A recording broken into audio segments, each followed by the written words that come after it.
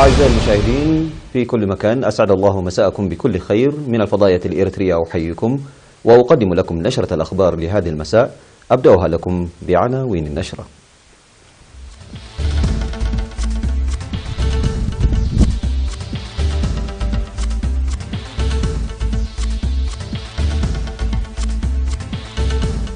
مقابلة الرئيس إسياس أفورقي. تنظيم منتدى تعليمي في سلعة. انخفاض الأمراض الحيوانية في شمال البحر الأحمر. الداخلية الأفغانية تعلن إنهاء حصار استمر 12 ساعة على الأقل. كوبا وأمريكا تجريان محادثات بشأن إنفاذ القانون. وحريق مصنع بلاستيك في الهند يوقع 17 قتيلا.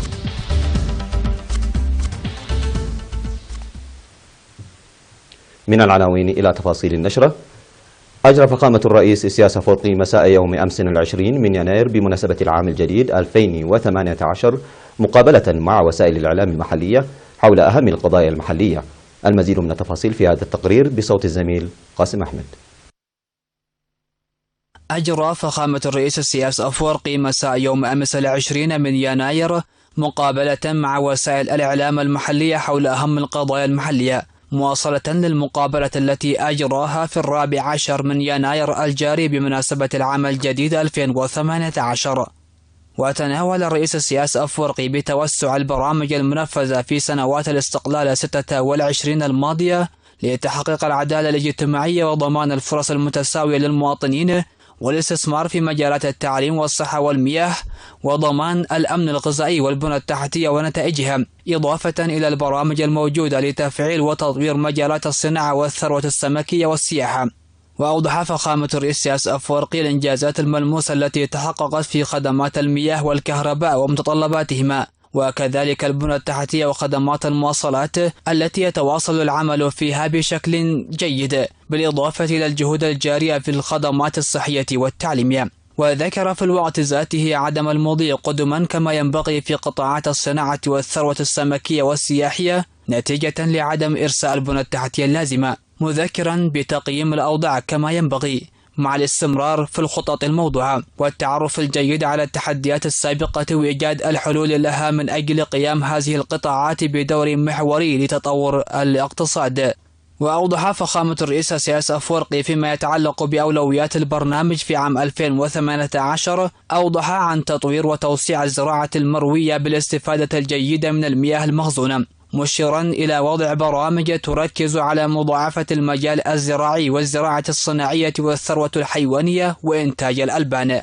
وأشار فخامته إلى الخطط التنفيذية التي وضعتها الحكومة هذا العام فيما يخص بتحسين رواتب الموظفين وبناء المساكن، وقال إن تجارب 25 سنة الماضية قد حلت نسبيا إشكالية الإسكان، إلا أننا لم نخطو في هذا القطاع كما ينبغي. وأوضح في الوقت نفسه عن وضع خطط تنفذ عبر مراحل في بناء الإسكان بداية من العام 2018، مشيرا إلى أن العمل جار فيما يتعلق بتحسين رواتب الموظفين هذا العام لتحسب الزيادة بأثر رجعي من عام 2017 وتوضع في البنك بما يعزز ثقافة الادخار. كما أوضح فخامة الرئيس إسياس تأثير كفاءة وفعالية المؤسسات الحكومية في التنمية والإعمار.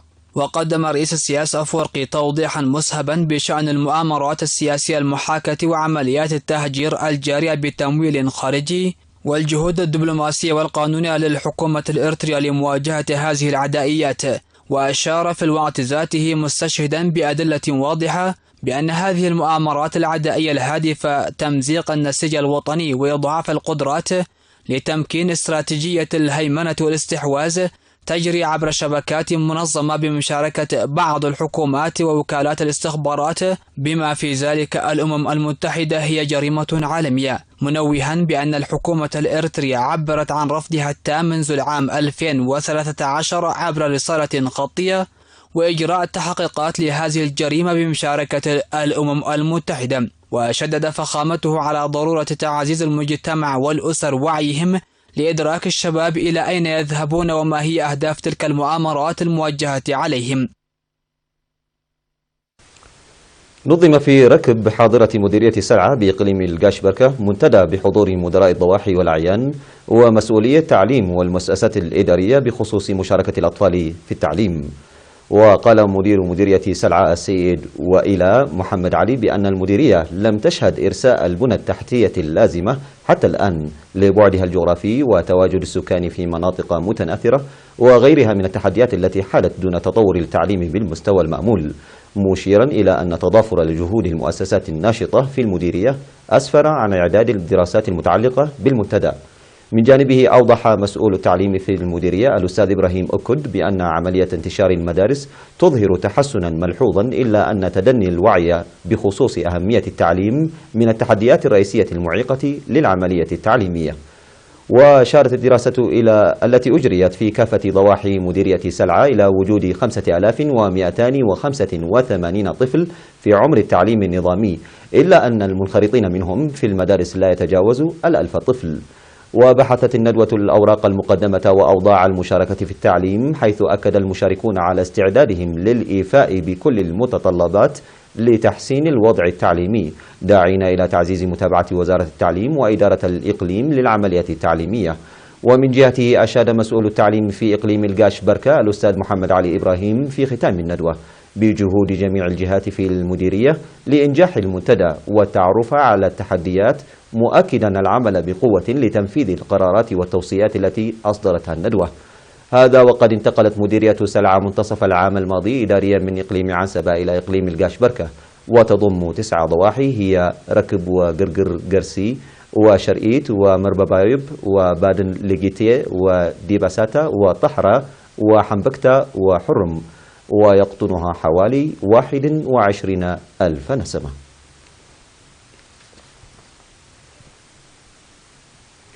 حققت أنشطة المكافحة والمراقبة والتطعيم نتائج مرضية في خفض ظاهرة الأمراض الحيوانية في إقليم شمال البحر الأحمر. وأوضح مسؤول البيطرة في قسم الأراضي والزراعة بإقليم شمال البحر الأحمر السيد محمود حسين أن الجهود المنفذة بتعاون وزارة الزراعة والإدارات والمزارعين خفضت من الأمراض الباطنية والجلدية. وأشار إلى تطعيم أكثر من 673 ألف رأس من المواشي العام الماضي في مديريات قلعلو وفورو ومصوع وقندع وشعب وأفعبت وقرورة. وتتواصل الجهود لتطعيم المواشي المتبقية البالغ نسبتها 43%، والتي لم يتم تطعيمها بسبب حياة الترحال الرعوية.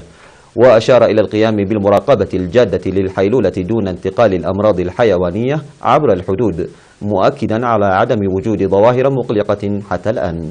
هذا وتعمل وزارة الزراعة على ضمان صحة المواشي في إقليم شمال البحر الأحمر بإقامة 8 مؤسسات بيطرية مع كامل تجهيزاتها من الدواء والخبراء. مشاهدينا الكرام، كانت تلك الأخبار الداخلية. فاصل قصير وأوافيكم بآخر المستجدات على الصعيد العالمي. كونوا معنا.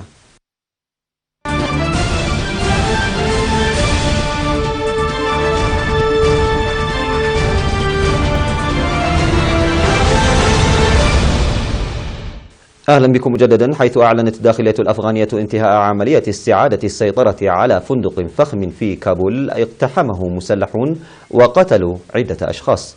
وكان 4 مسلحين شنوا هجوما على فندق انتركونتيننتال بالعاصمة الأفغانية كابول، مما أسفر عن مقتل 5 أشخاص بينهم أجنبي واحد وإصابة 6 آخرين وفقا لمسؤولين بالداخلية.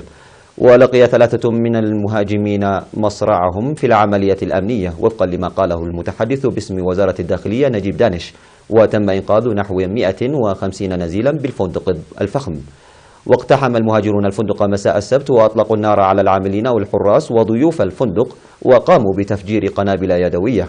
ولم تعلن أي جماعة مسؤوليتها عن الهجوم بعد، لكن حركة طالبان شنت هجوما على انتركونتيننتال عام 2011. ويقع الفندق في منطقة محصنة وهو محاط بحراسة مشددة مثل بقية المباني الحكومية. اختتم مسؤولون كوبيون وأمريكيون محادثات استمرت أسبوعا في واشنطن بشأن التعاون في مجال تنفيذ القانون باجتماع حول مكافحة تهريب المخدرات، وذلك في وقت تزايدت فيه حدة التوتر بين البلدين.